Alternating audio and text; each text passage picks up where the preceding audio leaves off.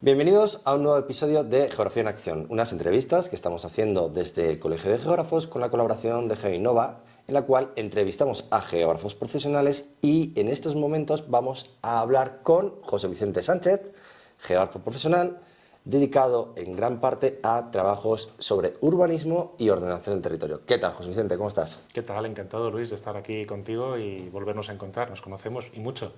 Y efectivamente, y mucho, gran vida laboral que tenemos juntos. La ordenación del territorio y el urbanismo es un ámbito donde prácticamente casi todas las ciencias, casi todas las disciplinas que se trabajan en la geografía quedan expuestas y que hay que articular como los geógrafos. Explícame un poco cómo has ido trabajando todo eso en tu ámbito laboral. Bueno, yo realmente, a nivel personal, tengo una trayectoria ya, no voy a decir muy larga, pero sí completa, 25 años ya trabajando en geografía profesional, geografía aplicada. Yo creo que la geografía profesional y yo estamos en paz, no nos debemos nada, ni ella a mí, ni yo a ella. Estamos muy bien. La verdad es que, bueno, uno de los campos donde hemos podido desarrollar bien nuestro trabajo ha sido precisamente en el campo de la ordenación del territorio y del urbanismo.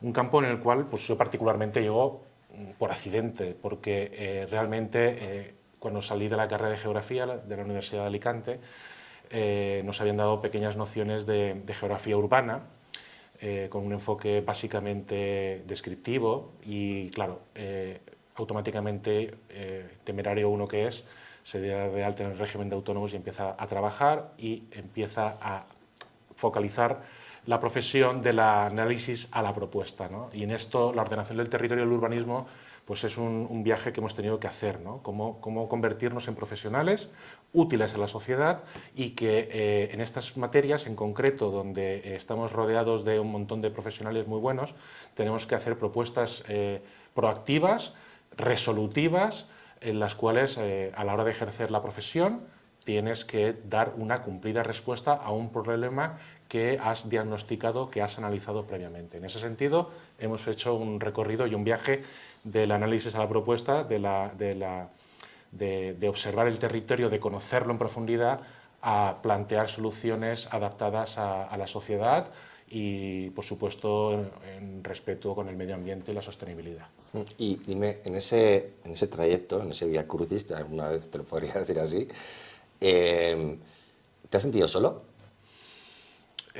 Fue por decisión particular propia, ¿no? En su momento, cuando montó mi actividad empresarial autónomo, en régimen de autónomos, con apenas 25 años, recién acabada la carrera y sin apenas experiencia, que fue una decisión tal vez precipitada, ¿no? En el sentido de que no había hecho un plan de empresa, no había tenido ningún tipo de...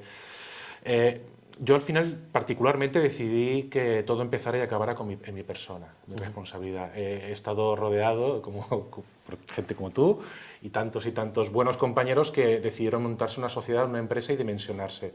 Yo, tal vez por mi forma de ser, pues sí que me ha gustado trabajar siempre con la mano tendida y abierta a buscar los mejores profesionales y las mejores colaboraciones, pero en mi caso particular, y no significa que sea el mejor itinerario, sí que decidí ser un freelance, un autónomo, un profesional libre, generar una marca personal y una reputación que me ha permitido trabajar en distintos equipos en los campos por los que me estás preguntando. ¿Y qué retos has tenido? ¿Qué ha sido para ti lo más complicado de ir elaborando esa guía? Pues básicamente yo, por ejemplo, en las cuestiones de ordenación del territorio y urbanismo, llego desde la participación ciudadana y desde el paisaje, ¿no? Es decir, son un poco el marco de fondo por el cual yo aterrizo casi de forma forzada en estas materias, ¿no? Me permitió tanto el paisaje como los procesos de gobernanza y participación en los cuales estaba más habituado y en la carrera se habían dado se habían dado de una forma más intensa como materias, me permitió ir aterrizando y al final acabé planificando, ¿no? O sentándome con los tomadores de decisiones. No tanto al final de los procesos, cuando trabajas en ordenación del territorio y urbanismo, muchos de nosotros, los geógrafos, nos suelen llamar como ambientólogos o biólogos u otros profesionales del territorio para evaluar ambientalmente las políticas públicas o la ordenación urbanística y hacer su estudio ambiental.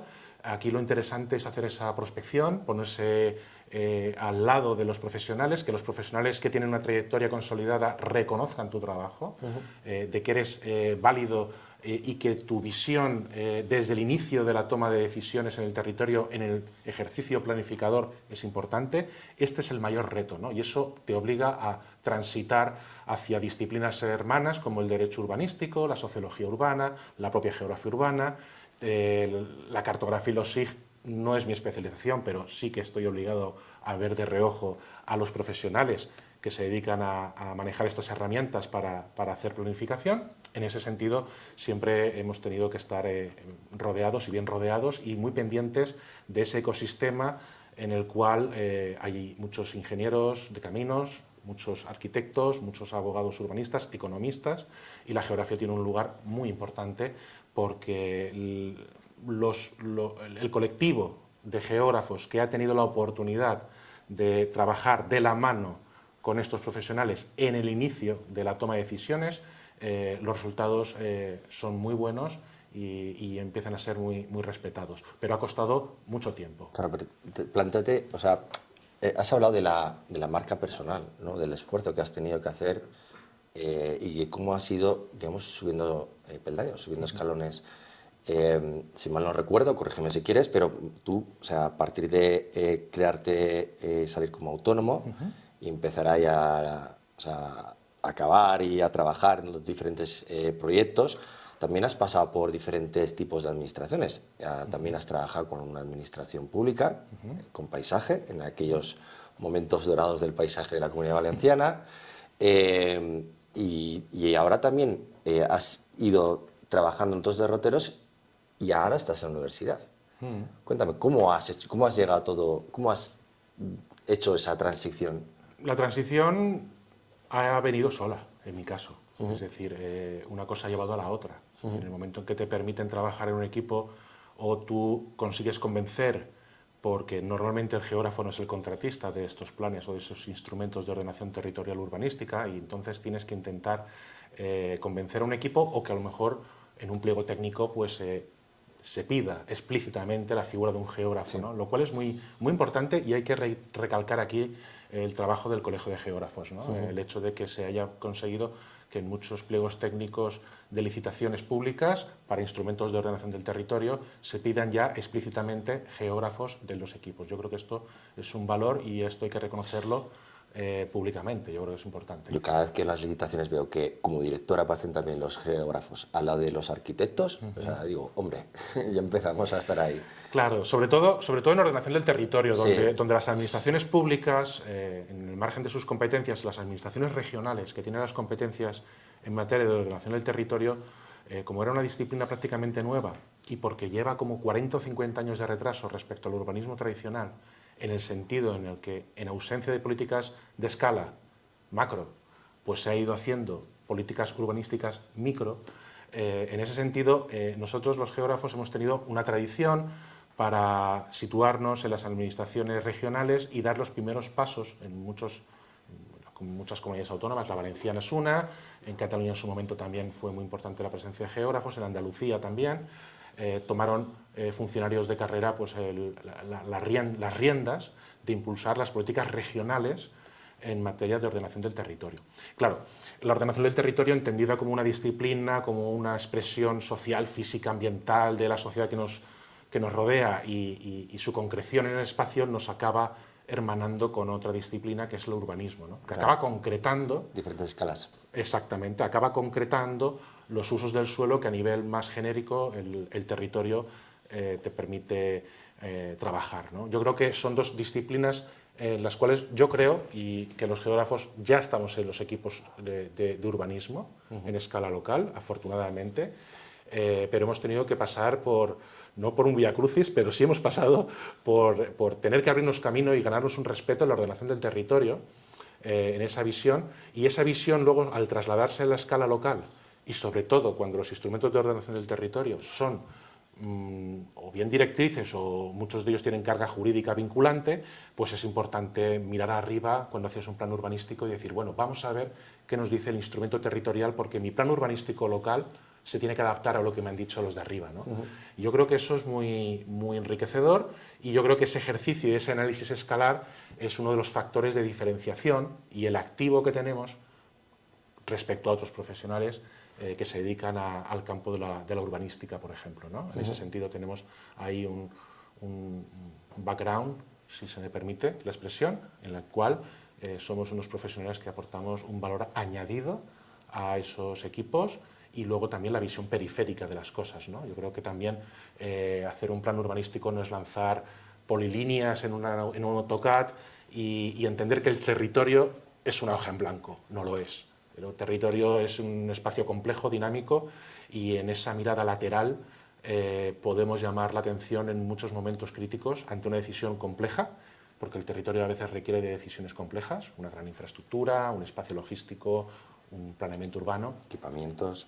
Entonces, claro, en ese momento tenemos la posibilidad de ser un poco el pepito grillo y decirle a los equipos, oye, tened en cuenta que esta decisión, que puede ser acertada, puede tener efectos colaterales importantes.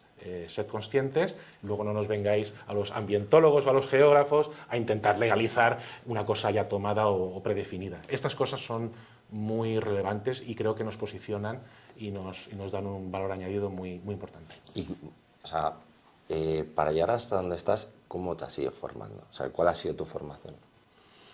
Bueno, desde una formación sólida, vamos a decir así, porque la Universidad de Alicante nos formó muy bien desde el punto de vista geográfico. Luego hemos tenido que añadir un montón de conocimientos, ¿no?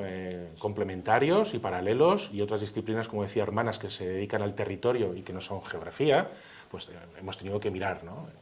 Hubo un tiempo en el cual yo tenía que decidir si quería convertirme en un delineante cartográfico, un operador GIS, o tenía que estar a lo mejor tal vez en otra posición en la toma de decisiones, ¿no? Una cosa no es mejor que otra, pero sí que es verdad que esa decisión la hice. Igual que tienes que decidir si aprendes idiomas, si te vas al extranjero, o tienes que aprender un poco de derecho urbanístico, o tienes que conocer un poco de economía, o tienes que entrar en temas de sociología, por ejemplo, para trabajar con personas. ¿Qué papel tiene ese derecho urbanístico dentro del geógrafo o del que quiera dedicarse a este área? Bueno, yo diría que el derecho urbanístico como disciplina, como herramienta, es fundamental.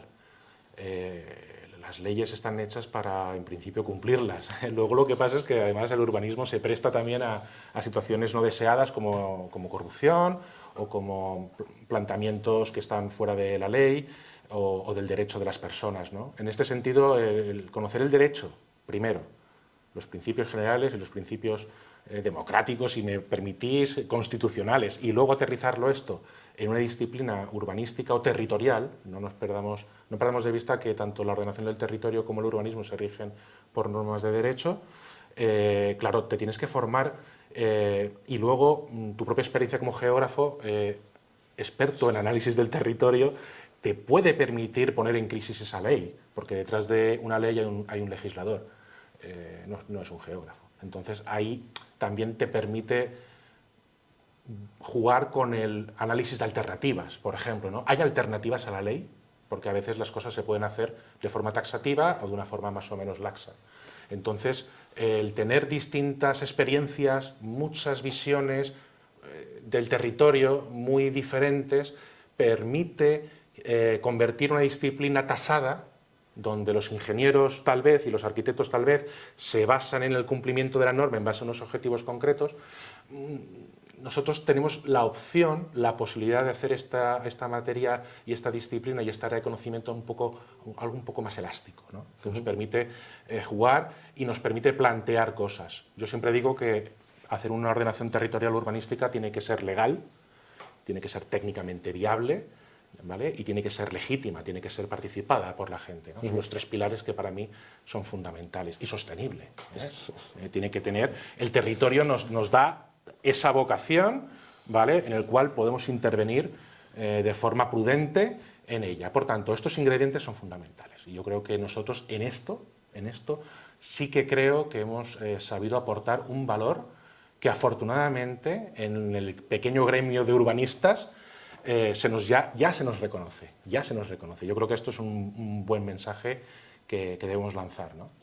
Y como geógrafo, durante toda tu vida profesional, ¿qué tipo de proyectos en qué tipo de proyectos te has metido? Bueno, ¿Y cuáles han sido o me los han metido también. o te han metido, o te has visto meter porque tenías que comer? Sí, sí, ¿Y bueno. cuáles han sido los que más te han gustado? Bueno, a mí me han gustado todos, porque yo creo que en la escala de las pequeñas decisiones, en planificar un pequeño pueblo, aparte de ser muy enriquecedor, yo creo que hay que empezar desde la base, ¿no? Yo creo que no puedes llegar intentando avasallar y meterte en un plan urbanístico que te desborda en su complejidad por todos los lados, ¿no? Por ejemplo, yo creo que hay que empezar desde el paisaje de la participación, tal vez, es una buena vía, no es la única, para entrar en estos temas, y tal vez en el medio rural, ¿por qué no? Un pequeño pueblo, hemos trabajado tú y yo en un pueblo pequeño y nos permite controlar la situación, ¿no? No se nos va de las manos cuando estamos ante una situación de un desarrollo concreto urbanístico, ¿no? Yo creo que es una buena manera, ¿no? Hacerlo escalable y progresivo.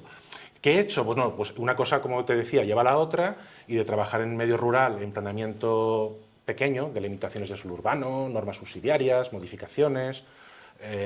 Luego también se introduce la disciplina del paisaje, derivado de la firma de España en el 2007 del Convenio Europeo del Paisaje. El paisaje es una cuestión que nos ha dado mucho juego, porque hemos podido introducir criterios de ordenación del territorio a partir de un reconocimiento jurídico del paisaje. Y eso nos ha dado también una visión y un ángulo que el arquitecto, a lo mejor, o el ingeniero no está tan acostumbrado a trabajar, ¿no? Y con esto no quiero decir que no hayan arquitectos paisajistas, al contrario, los hay, muchos y muy buenos. Pero sí que es verdad que la perspectiva que se plantea en el Convenio Europeo del Paisaje de Florencia es esencialmente territorial.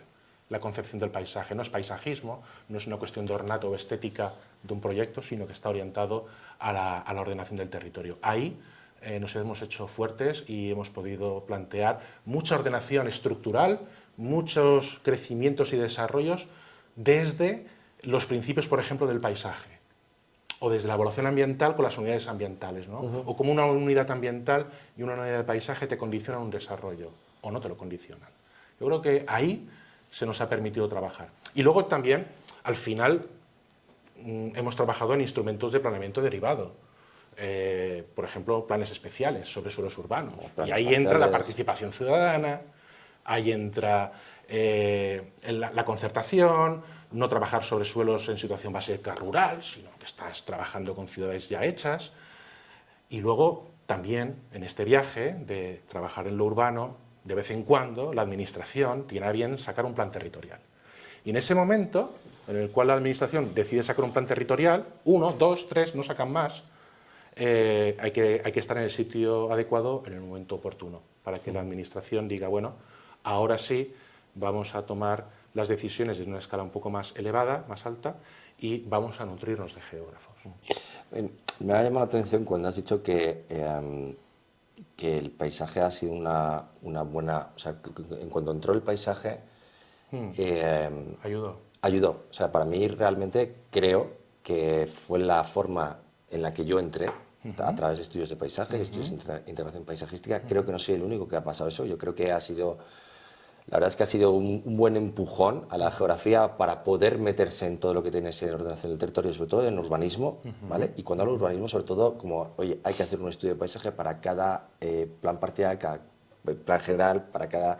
¿sabes? Sí, pues sobre todo porque, te interrumpo, porque el concepto de infraestructura verde está muy ligado. Claro, y como la infraestructura verde se trabaja en distintas escalas, te obliga a hacer reservas, dotaciones, equipamientos, y te obliga a mirar estas cuestiones. Pero la infraestructura verde llegó como después. Primero empezamos con paisaje, después llega con infraestructura verde, abiertos, después empezamos a mezclar ya.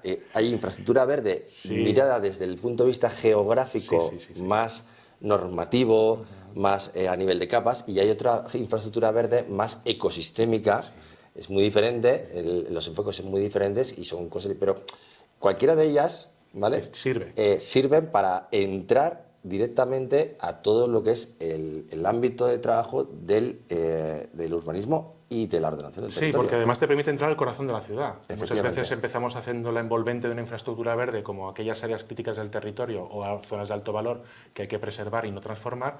Luego vas viendo los vectores y las conexiones te acaban llevando al centro del pueblo, a la plaza donde está... Pues, y al final puedes permear, ¿no? Acabas penetrando por esos capilares que son la vía pública, las calles, la morfología urbana. Al final permite, ¿no? Que puedas penetrar y puedas incidir en esa ordenación sobre la ciudad ya hecha o sobre la necesidad o no de un posible desarrollo o un crecimiento para hacer ciudades, que esto es importante, habitables y humanas. Y yo creo que aquí la perspectiva del geógrafo como científico social es importante, ¿no? Es decir, queremos hacer ciudades humanas de escala y tenemos que alinearnos a una buena praxis, ¿no? Yo creo que ahí ese sentido, esa escuela también humanística de la geografía que también tiene y que intenta encajar con la geografía física tradicional es muy importante. Yo creo, de hecho, que todos los últimos cambios que han habido en todo lo que es urbanismo provienen desde una perspectiva mucho más geográfica, no puramente intervención sobre el territorio a puro ladrillo, sino que está hecha más desde un punto de vista, de una perspectiva mucho más territorial, mucho más amplia, como has dicho antes, ¿no? La mirada lateral. Y es realmente todos los últimos cambios que estoy viendo, que bueno, desde los últimos años, están más enfocados en esa línea, ¿no? Sí, en dos líneas, en la gestión prudente del territorio, en intentar que el desarrollo local municipalizado no se exceda. Para eso está la ordenación del territorio, para controlar esos excesos, si fuera el caso. Uno de los objetivos de la ordenación es esta. Y claro, sí, totalmente. Estoy de acuerdo en que estos son algunos de los principios fundamentales. Yo creo que todas estas cosas que te he estado comentando, Luis, aquí generan un efecto sinérgico, positivo y acumulativo, ¿no? Como no haces una matriz de estas, ¿no? Y creo que en ese sentido podemos y debemos estar con distintas... Podemos hacer urbanismo... También es verdad que ha habido geógrafos que acabamos haciendo urbanismo más técnico. A veces ya conozco unos cuantos geógrafos que entran en un gabinete de arquitectos y se le pide que haga un área de reparto urbanístico, que haga las cesiones obligatorias. Son cosas importantes, ¿no? Son técnicas que se basan en el derecho, en el principio de cargas y beneficios, en repartos. Estas cosas tampoco hay que tenerles miedo y hay que abordarlas porque muchas veces para poder tener una es lectura y comprensión de la norma. Si yo no puedo detraer... aplicar números. Claro, si yo no puedo detraer una superficie para hacer una zona verde, yo puedo plantear una zona verde, pero si... Y cómo la gestionas y cómo la mantienes y a quién se la cargas. Eso es. Entonces, esto es muy importante, de manera que no hay que hacer lifting urbano, no es cuestión de ponerle al territorio un lacito rojo, aquí hay que trabajar y hay que aprender a hacer una disciplina que se llama urbanismo. Y desde la geografía urbana y desde la geografía se puede hacer. Y igual nos metemos en un charco. No sé, igual me acompañas. Pero ¿qué tiene...? O sea, el urbanismo es tan importante a la hora de cuidar el territorio y de los eventos de emergencia climática que hemos padecido y que estamos padeciendo. Daría para no sé cuántos programas. A ver, el problema que tenemos en España... Quiero saberlo. Sí, a ver, el problema que tenemos, como te he comentado, como la ordenación del territorio es una disciplina que entra tarde en relación con el urbanismo se viene haciendo desde la primera ley del suelo del 56, ¿no? Y los instrumentos de ordenación del territorio pues, se vienen aplicando de forma más o menos vinculante a partir de las primeras leyes modernas, constitucionales, después de los estatutos de autonomía de las comunidades autónomas. Por tanto, hay un decalage, ¿no? Bueno, pues en ausencia de ordenación del territorio, el territorio lo ordenas o te lo ordenan. Entonces, al final, esa tiranía de las decisiones locales, esa manera de hacer ciudad sin poner por delante el conjunto del territorio y de ese espacio geográfico que es el que te va a dar las claves para poder intervenir, pues eso lo hemos ido arrastrando y nos hemos ido metiendo. Las ciudades han ido creciendo, a veces a marchas forzadas, sin previsión de infraestructuras, a golpes de migración. Después han habido problemas con la especulación. A veces nos hemos metido en áreas críticas donde no se tenía que haber hecho tal cuestión porque los ríos o el mar reclama sus escrituras en cuanto puede, en cuanto hay un evento extraordinario. Claro, ahí, en ese tipo de patologías que el urbanismo no puede resolver, o una visión metropolitana, ¿no? En España es increíble que solamente Barcelona tenga una ley metropolitana, es una anomalía en comparación con Europa, ¿no? Yo vengo de Valencia y una visión metropolitana en la gestión del riesgo hubiera venido muy bien, ¿no? para abordar el problema de la Dana de octubre del año pasado, ¿no? O ahora planificar a nivel supramunicipal las políticas de vivienda en una escala metropolitana. Qué importante es no mirar los términos municipales, ¿no? Sino mirar un poco el conjunto y ver las necesidades de una realidad funcional, no una realidad administrativa. Estas cosas, todas estas en conjunto, deben ser tomadas muy en consideración. ¿Pero estamos aprendiendo? Sí, estamos aprendiendo. La academia ha hecho su trabajo, los profesionales también. Yo creo que tenemos muy buenos profesionales, pero creo que hay una distancia bastante. O sea, creo que los tomadores de decisiones en el ámbito político no han aprendido nada, o muy poquito, de lo que hay, ¿no? Entonces, la realidad y el territorio es muy tozudo y al final acabamos tropezando varias veces con la misma piedra cuando sabemos, porque es que ese es el problema, sabemos que la naturaleza va a reclamar lo suyo, ¿no? Entonces, en ese sentido, como seres inteligentes seres humanos inteligentes deberíamos de tomar esto en consideración y no hacer políticas cortoplacistas. El urbanismo también es un negocio. La financiación local en España y la segunda descentralización no está resuelta, no está bien resuelta. Entonces, ¿qué ocurre? Pues que muchas veces en el nombre del urbanismo me financio mi administración local o genero... Bueno, me podría estar horas y horas explicando muchísimos problemas que hay que corregir y hay que evitar. Y una buena planificación evita este tipo de cuestiones no deseadas. Claro, si te fijas a lo largo de toda la conversación que hemos tenido, ¿vale? Una cosa muy interesante que yo creo que a las personas que nos estén viendo, que nos estén escuchando, es un claro ejemplo del conocer y del saber hacer que tenemos los geógrafos en este ámbito.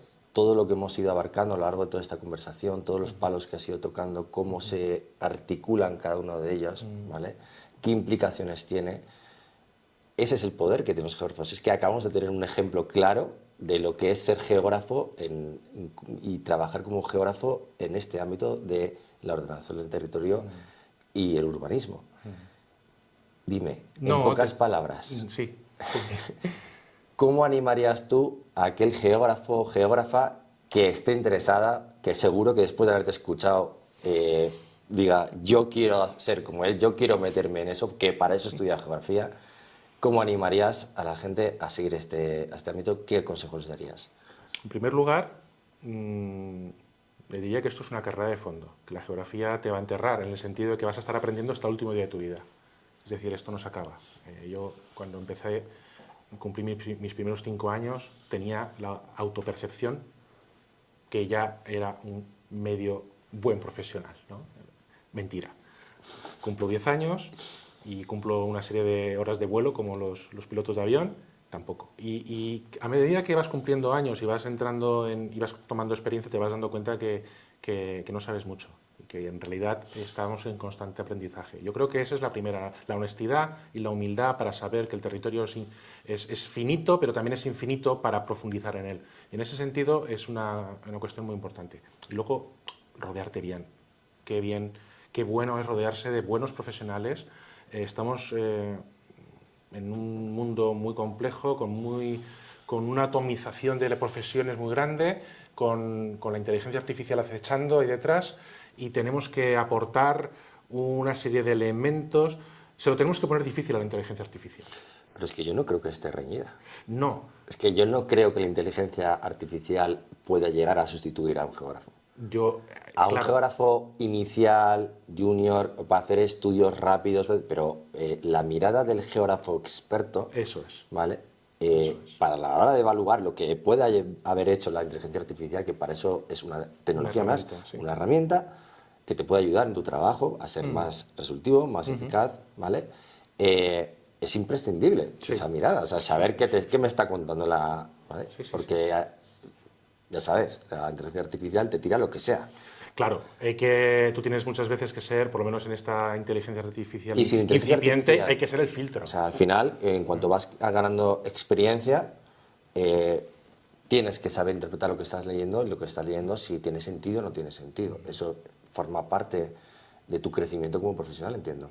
Claro, ¿no? claro. Y legitimar las cosas, y a veces el territorio te da una expectativa, un uso natural, y de repente la sociedad civil tiene otra idea de lo que tiene que ser ese territorio, y de repente la inteligencia artificial y tú mismo te dan por un derrotero, y sin embargo te das cuenta que no, que había que ir por otro derrotero, porque aunque no sea lo más sostenible o tal, resulta que es lo más legítimo, ¿no? Y en ese sentido también hay que tener en cuenta cosas que la inteligencia artificial no te puede medir. Entonces yo creo que ahí tenemos que equilibrar, tenemos que verificar, tenemos que fiscalizar, tenemos que poner a todas las técnicas, los medios que tengamos a nuestra disposición y buenos profesionales, sobre todo rodearos de buenos profesionales, yo creo que esto es muy importante, sean o no sean geógrafos, gente que al final te acaba respondiendo y si hacemos estos ecosistemas de profesionales implicados con la buena geografía y con el territorio, yo creo que se puede llegar. Claro, esto y a veces pues antepones casi tus principios personales a ganarte la vida, ¿no? Muchas veces pierdes contratos o proyectos por decir que no a una cosa que el urbanismo te planteaba como que era atractiva económicamente y que realmente no tocaba, ¿no? No es la primera vez que a mí me ha tocado decir que no a alguna cuestión. Entonces, yo creo que el código deontológico, el colegio profesional, la ley siempre de tu lado, este tipo de cuestiones es fundamental para poder desarrollar plenamente el ejercicio de la profesión de geógrafo. Muy bien, José Vicente. Ha sido todo un lujazo tenerte aquí. Y nada, espero que nos sigamos viendo Sí, muy a menudo. te vas a cansar. Aprovecho para darte esa enhorabuena por ese premio que te han dado recientemente también. Sí, la tesis doctoral la La he tesis recibido de la doctoral que has Facultad de hecho. Economía. La verdad Sí, es sí. que es muy interesante. Es interesante y bueno, que otras facultades, de otras áreas de conocimiento se fijen en el trabajo de la geografía también. O sea, en este caso yo llego a la academia porque me he ganado las habichuelas en el sector privado y ahí fuera, ¿no? Entonces, yo creo que está muy bien que al final tengas una recompensa. Ahora mismo, hace un año, pues me doctoré, he acabado automáticamente la academia y bien, voy a probar esta experiencia, pero es el resultado de un proceso. Yo sin la geografía profesional no hubiera llegado nunca a donde estoy ahora. Entonces, yo creo que está muy bien y está muy bien también, como te decía, que te premien los economistas o que te contraten los arquitectos, en fin, es muy bonito, pero no hay que engañar a la gente, es un trabajo de perseverancia. Hay mucha gente con mucho talento que no es perseverante. Yo creo que me quedo con la perseverancia en un alto porcentaje. Muy bien. Pues nada, muchas gracias a todos por haber estado ahí, por habernos acompañado en este nuevo capítulo de Geografía en Acción.